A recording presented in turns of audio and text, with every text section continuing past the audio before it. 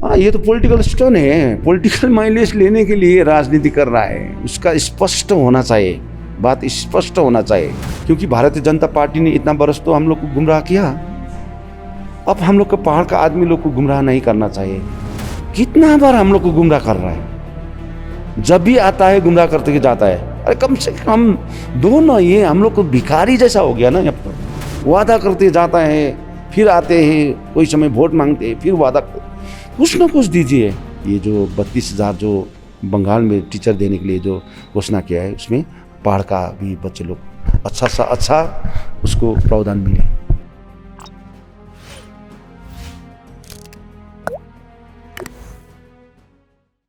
नमस्कार, मैं स्मृता खवा स्वागत करती हूँ आप सभी का न्यूज़ स्टैंड दार्जिलिंग से। और आज मैं अभी मौजूद हूँ मालीधुरा पे, और हमारे साथ मौजूद है गोरखा जनमुक्ति मोर्चा बिमल गुरुङ जी प्रेसिडेंट। और आज हम उनके साथ थोड़ा बात करेंगे ये पॉलिटिकल विषय को लेके। तो आइए हम स्वागत करते हैं। नमस्कार। नमस्कार। जैसे कि अभी नॉर्थ बंगाल का डिवीज़न वेस्ट बंगाल से भी ये चर्चा चल रहा है, तो इस बारे में आपका राय क्या है? ना, ये नॉर्थ बंगाल जो स्टेट बनाने के लिए जो भारतीय जनता पार्टी का कंसेप्ट, इसका विरोध तो करना नहीं चाहता हूँ, इसको स्वागत ही करना चाहता हूँ। लेकिन भारतीय जनता पार्टी का कंसेप्ट उसको साफ होना चाहिए। 2007 से 2019 तक हमने भारतीय जनता पार्टी का साथ रह चुके हूँ, और 2019 में जो हमने यहाँ पर राजू बिष्ट को जिता के भेजा, किस लिए, किस चीज़ के लिए? हमारा मुद्दा जो हमारा समाज के लिए, जाति के लिए, ये क्षेत्र के लिए। लेकिन अभी मैं जोन बारला तो ये बात उठा रहा है, और राजू बिष्ट को भी मैं बोलना चाहता हूँ। राजू बिष्ट को इस चीज़ को जिसके लिए क्या कहना है स्पष्ट करिए, क्योंकि भारतीय जनता पार्टी का बंगाल का प्रेसिडेंट दिलीप घोष, उसने खुद ही बोल रहा है कि बंगाल विभाजन नहीं होगा। तो उसके पार्टी का एनपी बोल रहा है कि नॉर्थ बंगाल अलग होना चाहिए। इसके लिए हम लोग काम कर रहा हूँ। पिछले बार राजू जी को ये बारे में हमने पूछा था, गवर्नर जब आए थे, तो उन्होंने इसको भी एक्सेप्ट ही किया, ये स्वागत ही किया। ये नहीं, स्वागत तो कर रहा है ना, उसने स्वागत तो कर रहा है, लेकिन वो रिप्रेजेंटेटिव ऑफ दार्जिलिंग हिल्स तराई, तो उसका वक्तव्य साफ होना चाहिए ना। वो तो समर्थन कर रहा है, लेकिन पहाड़ के लिए, तराई के लिए, डूअर्स के लिए स्पष्ट होना चाहिए राजनीतिक में, क्योंकि उसको वोट दिया है जनता ने। मैंने अपील किया था, मैंने टिकट दिलाया, तो अब मैंने टिकट दिला के एमपी हुआ ना, तो अभी उसको स्पष्ट होना चाहिए।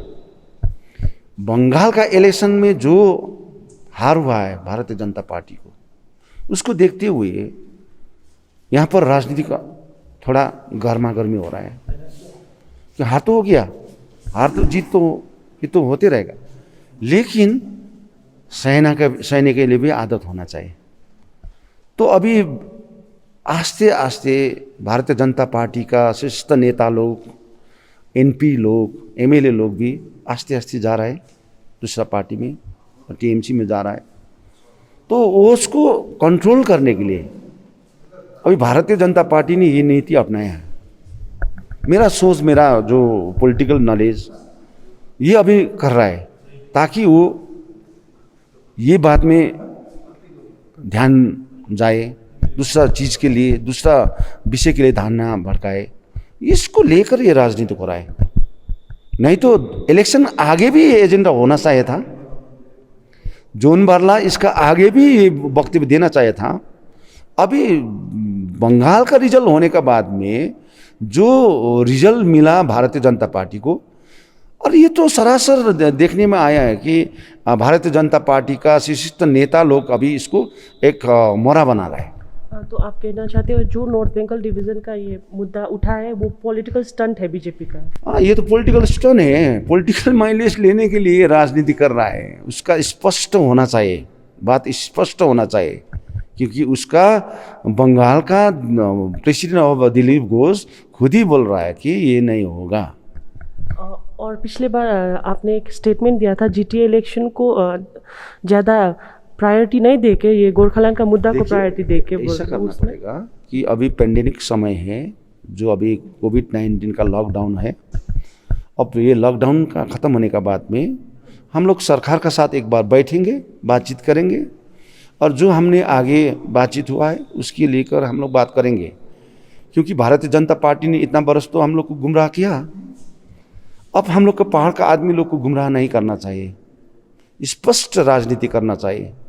और इसीलिए हमने पॉलिटिकल परमानेंट सॉल्यूशन का जो एजेंडा मैंने दिया है पहाड़ तराई डूअर्स के लिए, उसको लेकर हम लोग काम करेंगे, बात करेंगे, और हम लोग चाहता हूँ कि टेबल में बैठ कर टेबल में सॉल्यूशन हो जाए।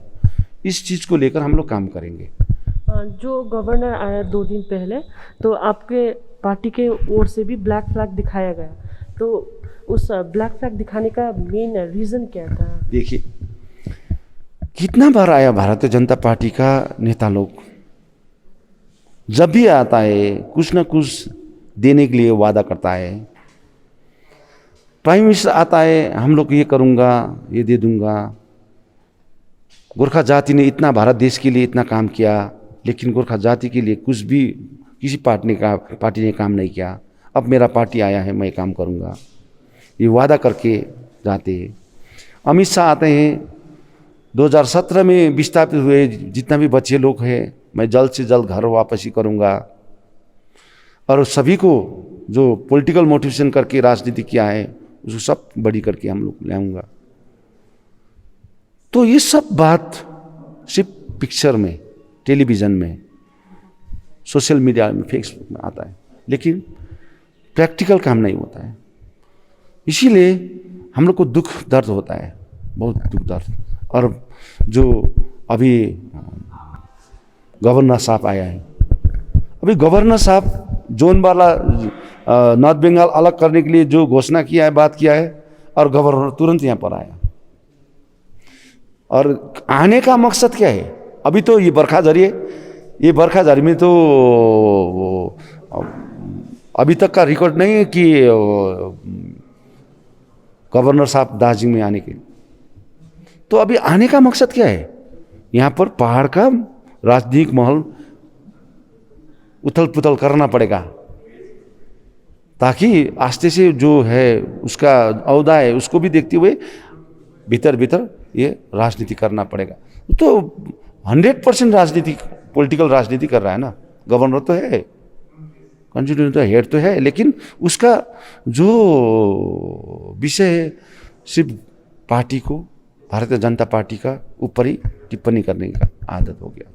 तो अभी हम लोग चाहता हूँ कि उसका हम लोग स्वागत करता हूँ, विरोध नहीं करता हूँ। और मेरा पार्टी से जो ब्लैक फ्लैग दिखाया बोल के वो बोल रहा है, लेकिन कितना बार हम लोग को गुमराह कर रहा है।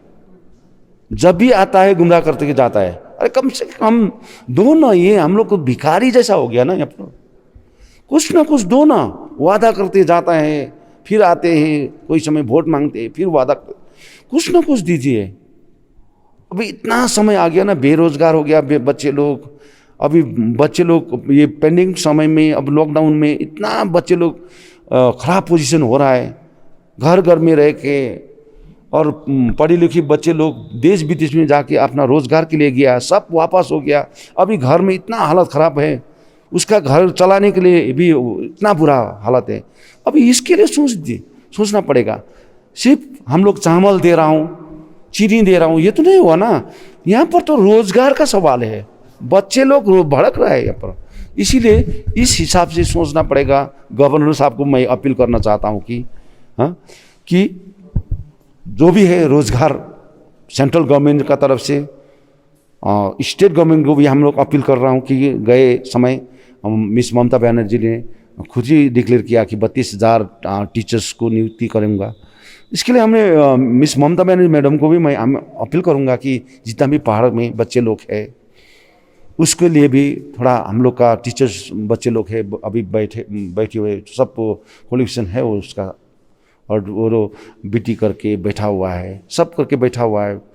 तो वो लोग को अच्छा डिपार्टमेंटली सोच के काम करने से अच्छा होगा। आगे जैसा जो मर्जी आए, जो पढ़े है या नहीं, टेस्ट किया है नहीं किया, वो ऐसा करके नहीं होना चाहिए। तो मैं अपील भी करता हूँ और खत भी लिखता हूँ कि मैडम को कि ये जो 32,000 जो बंगाल में टीचर देने के लिए जो घोषणा किया है, उसमें पहाड़ का भी बच्चे लोग अच्छा उसको प्रावधान मिले। जी, अभी लास्टली एक क्वेश्चन है, जो गवर्नर आए हैं आपके पार्टी के थ्रू से, कोई उनके साथ मीट करेगा? नहीं, हम लोग का मीट करने का अभी हम लोग का मकसद नहीं है, क्योंकि कितना बार हमने गवर्नर आते समय हमने मीट किया है। सिर्फ गवर्नर नहीं, देश चलाने वाला आदमी का साथ तो इतना बात 2019 का आगे तो हम लोग 13-14 बार हम लोग होम मिनिस्टर के साथ भी मुलाकात हुआ। तो एश्योरेंस सब जगह से एश्योरेंस, लेकिन काम नहीं होता है। कैसा मिले? जिस आदमी के एश्योरेंस देकर भी काम होता है ना, उस आदमी के साथ बात करना चाहिए। मैं इसी हिसाब से काम करूँगा। Thank you.